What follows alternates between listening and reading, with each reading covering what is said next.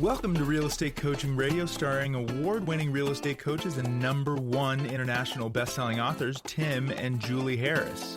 This is the #1 daily radio show for realtors looking for a no BS, authentic, real-time coaching experience.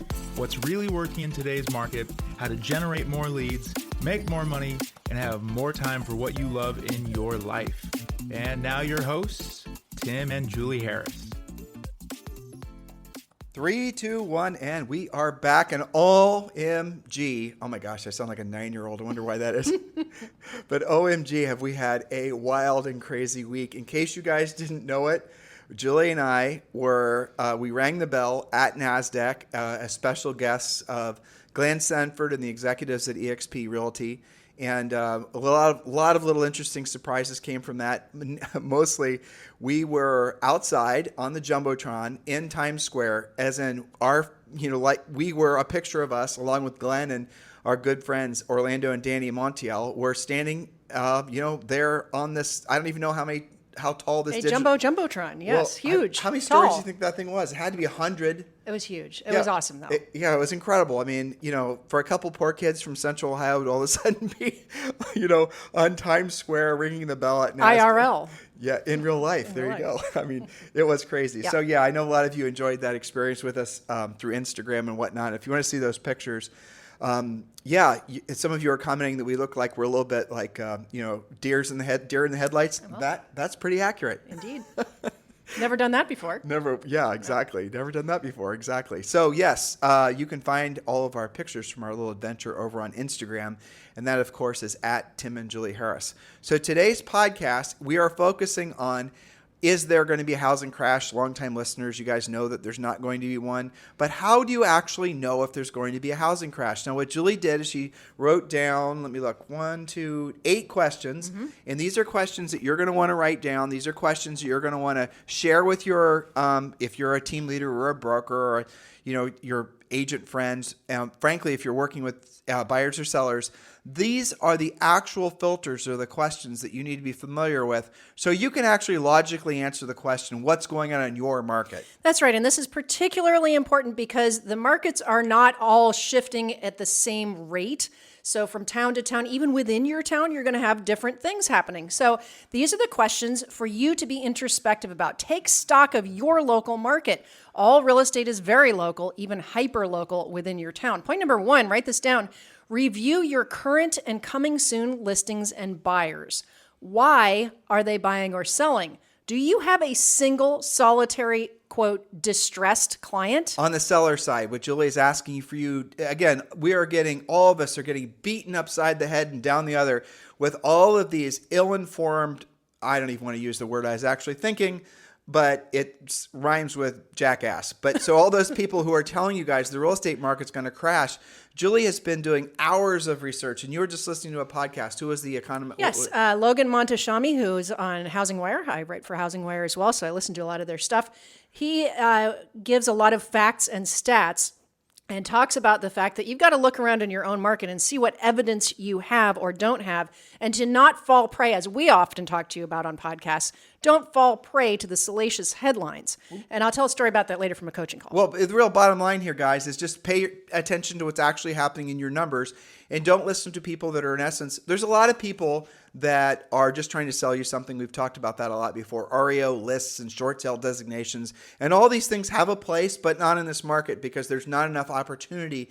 Now, where could all this go south is if there is a massive, unprecedented uptick in unemployment. Now, you're hearing all these headlines. Oh, what about all these tech jobs? And I know our friends and coaching clients in San Francisco Bay Area, you guys are seeing what home asking prices fall. And if, yes, they purchased their house in the first half of 2022 and they have to sell, maybe they're selling it for less than they paid for it. But those numbers are just a drop in the bucket compared to what's going on nationally. And I know the headlines, Amazon's laying off people, all these other companies are laying off people. Did you take the time, dear listener, to find out the types of people that are losing their jobs? The types of people who are losing their jobs at Amazon in particular, because I have done this homework for all of you, are, for example, HR people that were hired back in 2020 they were hired to then recruit and hire agents, listen to me, hire and recruit people to work for Amazon. So now that Amazon is no longer essentially the surge of consumerism that started post-COVID, that's going back to normal rates. They don't need all those employees, and they don't need the people that hired all those employees. So those are the people, again, that are losing their jobs. And that's true with most of these major companies. And you're going to discover, if you really dig into it, what's happening is these companies they're laying off the excessive amount of employees, but the excess number of employees that they hired for the sake of, obviously, meeting a market that is no longer really there because things are falling back into a normal pattern of buying and selling in regards to real estate or with regards to Amazon, things like that. So point number 2, Julie. And that's right. And don't make the assumption that person automatically can't get reemployed either. Exactly. So point number 2 is related to what you just said. Do you personally, listener, read or hear or see layoffs or firings in your town? Or are there actually lots of companies hiring? You might have both. Nationwide, we still have historically low unemployment, but maybe you have localized layoffs. So what is it, like less than 3%, right? Less than 3.5%, that's right. Unemployment. Julie's the numbers person in our relationship, if you guys haven't figured that out yet, after thousands and thousands of podcasts. So point number 3, what's happening with real estate development? Do you see new subdivisions, new retail, new multifamily construction, or do you see a lot of auction properties? So auction properties would be, like when you're driving down the street, do you see signs in the front yards like we did back in 07, 08, 09, which are saying this house will be up for auction? No, you are not, to answer my own question. Or half-built new construction, or things that are boarded up, locked up. We used to call them see-throughs in Las Vegas where the windows had never gone in. Now, one of our friends actually develops land in Arizona who sells to the big builders, and Julie and I were talking with him just this morning, and he said the big builders have stopped buying land to develop specifically in Arizona because a lot of them are sitting on excessive amounts of inventory. Now, we're going to do a podcast, and we're going to do it probably next week. We really want to do some drill down research for all of you. But what we're now believing is happening, and what we believe has happened, is that the bottom is in, and now housing is going to start rebounding, despite the rising interest rates. Because, and again, we've been saying this for 2 years, really longer than that, we do not believe, no matter how much the people in the headlines want you to believe, we do not believe the interest rates are going to be able to go much higher than they did when they ticked up close to 8%.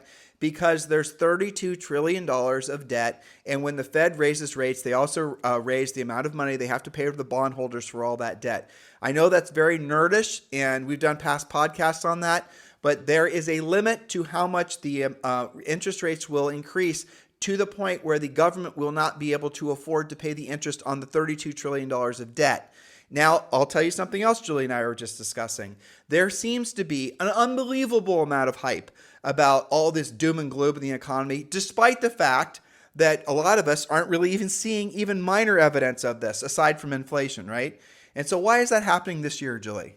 Well, why is that happening? I think that there is a push for us to, if we're going to have a recession, to get through it quickly, because guess what? Next year is an election year. That's one reason. Or get people to act as if there is a recession. That way the Fed, who does, and again, this is kind of a conspiratorial theory we have, and we're trying to validate or invalidate it, but we do not believe the Fed has much more room to raise rates, number one. Number two, because they don't, they're out of bullets. There's not very much else they can do really to slow the economy down. And so what they're going to most likely do, and what it feels like is happening, are all the talking heads, or all the people that are running the news sources, all of this, are all talking about the doom and gloom. Have you noticed that, listener? I bet you have. So what they're probably trying to do is make people act as if there were a recession, even though there's no recession, so that they can then have a way out of what will probably be a return of some very serious inflation. And claim recovery, especially going into an election year, for example. But here's the thing. You have all those headlines, and yet the topic of this podcast is to look around personally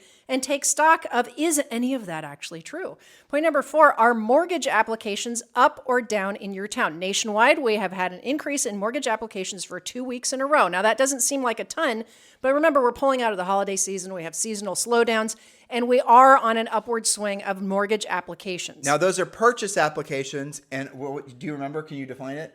I don't have a percent for you other than they're increasing week over week. And oddly enough, so are home equity lines of credit. And there's been a little bit of an increase in refinances. That's right. And so the people that you did sell houses to, that did take a higher interest rate, maybe they were in the 7s or whatever. You need to call them and say, look, refi now into that 5% rate. And if rates go down again, refi again. And so there's going to be all the people who are thinking, like I heard our friend Peter Schiff, right? And we're going to one of his parties, so I got to be careful what I say so he doesn't disinvite us. Right. But I heard him talking about all the adjustable rate mortgages. The percent of adjustable rate mortgages that were issued in the first half of 2022 are like basically 12, like It's total. virtually nothing. There's virtually nothing. So to think there's going to be all these, grenades with a pin pulled in the form of adjustable rate mortgages, like there were back in 07, 08, 09, is just not statistically true. That's right. And in fact, when you look at over the past 15 years, not just the past 3 to 5 years, all of those mortgages that have a range of, let's say,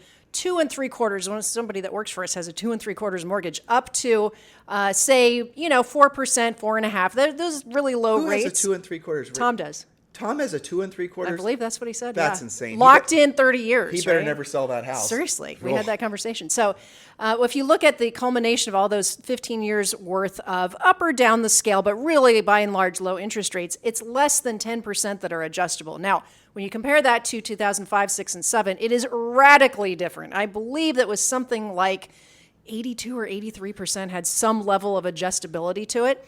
And remember, back then, you couldn't just refi if you felt like it because you didn't have the equity because prices had fallen. So lots of factors. Julie has 15 personal clients, and these personal clients are generally coaching clients of hers for a long period of time. And Julie hand selects who she wants to work with, frankly. Julie and I used to be production coaches where we'd have 60 or 70, private coaching calls per week.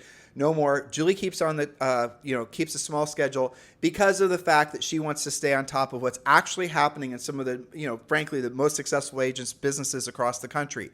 See, she does not have 2 agents in Omaha. She does not have 2 agents in, a particular geographic area because we want firsthand, frontline, actual boots on the ground experience of what's happening. Julie, were any of your coaching calls this week, were any of those agents experiencing anything other than a great market?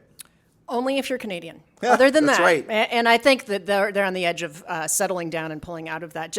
I think that they're trailing by maybe 3 or 4 months, and that'll change. But oddly enough, you ask this, I ask questions like this on my coaching calls, and I will tell you, the only evidence of anything even remotely distressed, I wouldn't even call this distressed, was one of our coaching clients has somebody that bought during the high interest rate months, and I think their rate was like almost 7%. They paid when prices were still high. So they had a high rate and they paid over list at the same time. And they just decided they didn't like the house and want to do something else. Rather than refinance, they're going to try and find something else. Now, I don't define that as distressed because probably by the time it sells, they're going to be at least even Steven. And they're not owing more than the house is worth. They just want to make a change. That's the one instance that I've heard of anybody selling for something sounding a little funky. I do want to go on the record. Julie and I are predicting that there is going to be a noticeable return of inflation in a lot of consumer items, and housing is going to be one of them. So if you have somebody who did buy a house and you are in San Francisco in the first half of 2022 and they do have to sell the home for whatever reason, they just got laid off and they need to move back to wherever they came from, fine. And they're essentially, with selling fees, they can only sell it for what they paid for it because, again, they haven't stayed in it long enough. Here's my advice for you to give to them. Tell them to rent the house out for a year because inflation is going to basically pull them out of breaking even, and they're probably going to make money on the house. That is essentially your worst case scenario. That is unlike back in 07, 08, 09, where the prices kept on falling, where no one wanted to catch a falling knife, where there was no reason to believe that there was going to be any return to of appreciation in the near term. You guys, if you weren't in the real estate business then, trust me when I tell you, it's nothing like today. Not a damn thing. Right now in the country, there are less than 1 million homes for sale. Back then, there were enough homes for everybody and their dog for sale. And their dog's dog. Yeah, their dog's exactly. dog. So speaking of which, related to that is number 5. What are the average days on the market where you sell real estate? Are they going up or down? In most areas, they're going slightly up, but we're talking about the difference between 30 days on the market and maybe 60 days on the market, and things are still selling. Now, you might take one price reduction sometimes to get there, but we're not seeing 6 months on the market and only one showing over the past 4 months. We're not seeing that. And be very cautious, skeptical, or frankly even angry at people that try to conflate a reduction in an asking price with falling prices. Those are not the same damn thing. If you want to actually use real terms, falling prices for the sake of basically real estate distress, to Julie's original point, would be somebody bought it and now they have to sell it for less than they paid for it. That's where the distress comes in. If you're having to lower your asking price, you are just overpriced. Welcome to Real Estate 101. Totally different. And remember, guys, we're sharing a lot of interesting statistics with you, and I'm giving you these talking points so you can talk to your buyers and your sellers. So if they've been watching CNN or whatever, and they're having their heads full of all this doom and gloom stuff, you need to counterbalance it with facts. So here's another interesting little statistical fact for you guys. Of all the homes in the United States, Julian has these numbers memorized. I'm going to round up. Half of them are actually owned outright with no loans. Of the other homes, of the other 50% that have loans, most of those homes have at least 50%, right around 50% equity in those homes. I'm rounding up on that one too. Mm-hmm. And of those 50% that have mortgages, the average mortgage rate is somewhere like 3.3% or something. It's outrageously low. Those people have won the real estate lottery. That's exactly right. There's no distress in a market like that, listeners. Yes. So, you think about the reasons that people sell. You don't just sell just because prices are adjusting to something that's not crazy anymore. That doesn't just make you want to go sell.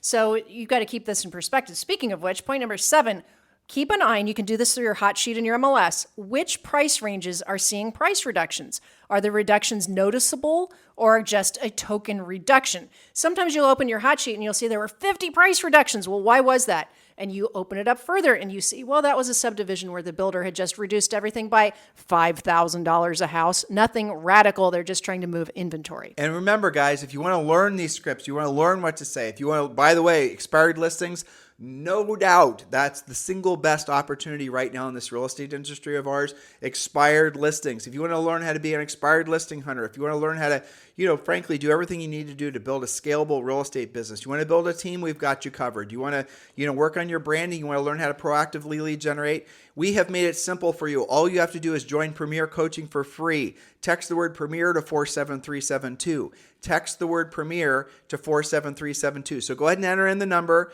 47372 into your cell phone, into your text widget, and then just text the word Premier, and then we'll text you back a link, and you can join Premier Coaching for free. And that gives you access to all the content that you could possibly need to really turbocharge your business into the spring market. But also you get a daily semi-private coaching call. If you'd like to just go to the website directly, that's fine as well. Just go to premiercoaching.com. That's premiercoaching.com. Guys, do this urgently. There's still time for you to have an amazing spring market, but you've got to put some things in place so that you are essentially the right agent at the right time with the right skill set. Text the word Premier to 47372 or go to premiercoaching.com. Remember, when texting, messages and data rates may apply. Okay, so here's something I want everybody to memorize. And this is the phrase that I was looking for. You and I often will point out the fact that home prices are inflating, appreciating. The value of a home is going up. That's too complicated to roll all that into a fact that prices are going up. Okay, so people are screaming, prices are falling, prices are falling. Okay, memorize this phrase. The growth rate of pricing is slowing. That's good. The growth rate of pricing is slowing. That is much more accurate. It's easier to say. You don't have to compare appreciation versus inflation and talk about statistics. Simply remember the growth rate, how fast pricing is going up, is simply slowing. That is not the same as prices are falling or crashing. Yeah, it just isn't. That's not going to be a headline. That's not clickbaity enough to get someone to click on CNBC. So that's the reason that they, frankly, are manipulating the facts to get people to just essentially click on headlines. So there it is. I love that, Julie. So you're saying when talking to a buyer or a seller and they're trying to basically understand what's actually happening in housing, you simply say the growth rate of asking prices or pricing is slowing, which, frankly, is good news for really anybody. For a seller, it's good news because the pricings are It's still growing. It's still growing. It's just not growing at the same pace, which for buyers is going to motivate them as well. That's exactly right. So it's growing enough that I want to buy and take advantage of the fact that it's going up, but it's not going up at such staggering paces that I'm going to feel like I'm massively overpaying. This is called stabilization. Yep. Okay, so we've been waiting for that. Absolutely would. I mean, I really think it's good overall because what we're doing is we're finding a little bit longer days on the market. We're finding more reasonable pricing without a crash or anything like that. We're finding buyers have a little bit more power, but sellers still have some pushback. Sometimes there's still multiple offers. So it is starting to feel like a normal market, but I have to say it's still definitely favoring, even though there are a ton of expired listings, that's definitely favoring the sellers because in all major markets, with frankly the exception of new construction, it's still very much a seller's market when it comes to most resale. Just not as radical. Right. So point number 8, inventory. Is your inventory rising or falling? Homes for sale is inventory for those of you who are new. That's right. Nationwide, we've dropped below 1 million active listings. Some of that is seasonal. It's winter. Some of it is because there's no housing crash. No one is selling their homes because they're distressed. Again, literally less than 1%. That to me is virtually no one. Less than 1% of all the homeowners with mortgages are distressed homeowners. Again, that's right. Yeah. Now, let me give you a quick example before we run out of time of how, let's say that you've reviewed all these facts and you're really clear what's happening in your market, and you personally don't believe that there's any housing Armageddon happening. Here's how this manifests itself. Hot off the presses from a coaching call yesterday, one of our great agents in Phoenix. She had a lead, let's call it a what? Say her name so she can get Jeannie referrals. Andolfini. Jeannie Andolfini. In Phoenix. Is she with EXP with us or is she with a different? She's with a different brokerage, but okay. I think she's Sotheby's. But she is in Phoenix and does a really great job. Now, she has a seller who wants to buy because they want a bigger house. And let's say it's around $1 million going to $1.5 million. So this is a good chunk of business, right? Sophisticated person, working, nothing distressed about it, just want to move to a different neighborhood. Now, this very same seller texts her an article from their Phoenix news site. Think about like your nightly news at 6 type of thing, right? And the salacious headline is, quote, Phoenix home prices could dive just like in 2008, okay? And of course, if you're anybody thinking about moving, you're going to open that and freak out. Well, either the potential seller, didn't read through it or didn't digest it or have somebody translate it. This is where all of you listeners come in, being a professional and translating what's actually happening, thus the 8 questions you got today. Okay, you read down and there's all kinds of things further down, like second page of the article that says, well, but we don't really think that it's going to be like 2008 because none of the factors are really the same that are there. We just think there's going to be some adjustments, and it might feel like 2008. But it was right? buried in the article. It was buried. It was the salacious headline that freaked her seller out that potentially is trying to wreck about $2.5 million worth of transactions for her and their fantasy move up to a different neighborhood. That's how you're going to be dealing with a shifting, changing market, is that people are getting confusing information from the media versus you translating for your prospects and clients these 8 questions. Well, what is actually happening in your marketplace? So Jeannie and I went through the comps together and we saw that, yes, there's a little bit more competition if they're going to sell, but they're still going to be okay.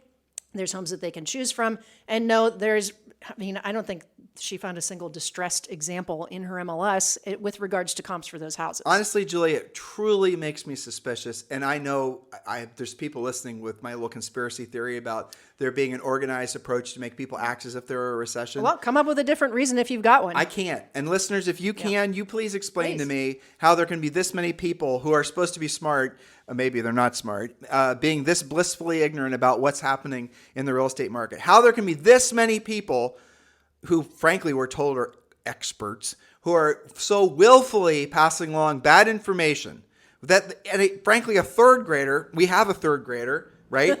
And we asked Zoe. We would know. And she completely understood it on first blush, right? So why are all these economists and experts and news headlines all spouting off information that is just a lie? Help me understand, listeners. Let us know. Share in your comments if you're on YouTube. Let us know what your theory is.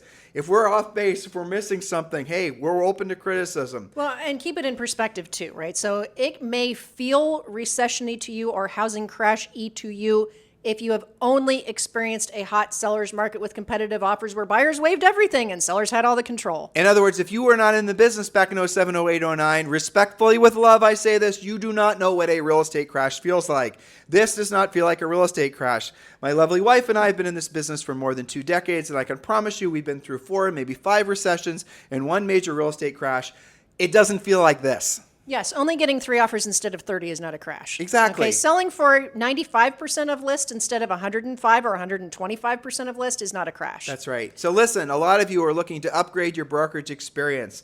As I alluded to at the top of our podcast today, Julie and I are proudly associated with eXp Realty. If you are considering moving up and upgrading your brokerage experience, and you're thinking about eXp Realty or any other brokerage, matter of fact, Let's have a conversation about EXP. Let Julie and I to show you why EXP is most definitely the smartest next move for you, and why we'd be honored to be your EXP Realty sponsor. So if you've not already chosen your EXP Realty sponsor and you'd like to speak with us, I made it easy for you. Text the letters. You can do it one of two ways. Text the letters EXP to 47372. Text the letters EXP to 47372. That is our EXP group's website. You can read about all the benefits of joining with Julie and I at EXP. Or if you're ready to join, ready to land the plane, you can text me directly at 512-758-0206, 512-758-0206.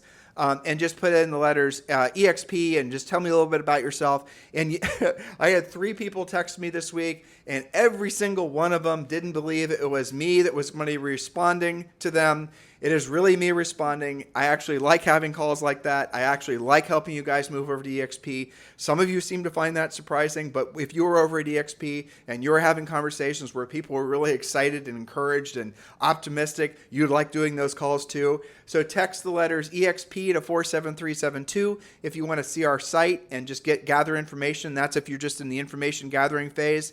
If you're ready to land the plane, you've made a decision, you want to join EXP, we'd be honored to be considered as your sponsors at EXP. Text me directly, 512-758-0206. In the meantime, guys, thank you for keeping this the number one listened to daily podcast for real estate professionals in at least the United States.